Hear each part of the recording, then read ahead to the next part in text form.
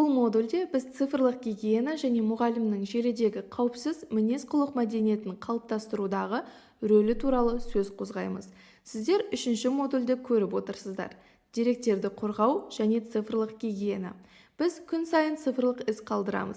Сабақта, чаттарда, онлайн күнделіктерде, конференцияларда және ақпарат іздеген кезде. Бірақ сол іздердің қаншалықты қорғалғанын ойланып көрдік пе? Цифрлық гигиена бұл жеке және кәсіби қауіпсіздікті сақтау үшін қажет қарапайым, бірақ маңызды ережелер жиынтығы. Бұл тіс тазалаумен бірдей, бірақ сіздің цифрлық өміріңіз үшін. Қорғаныс неден басталады? Біріншіден, саналы көзқарастан. Біз интернетке қандай деректерді қалдыратынымызды түсінуіміз керек.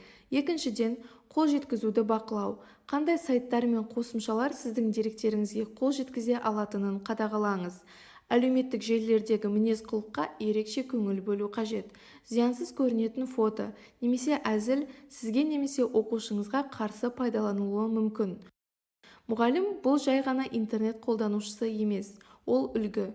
Цифрлық гигиена бұл тек өзін қорғау емес, сонымен қатар оқушыларға қауіпсіздік мәдениетін үйрету. Балаларға бейтаныс адамдарға жеке ақпаратты беруге болмайтынын, интернетке бірдеңе жарияламас бұрын ойланып алу керектігін және киберқауіпке тап болса не істеу керектігін түсіндіріңіз. Бүгінгі таңда цифрлық гигиена оқу, жазу сияқты 21 ғасырдың негізгі дағдысына айналды.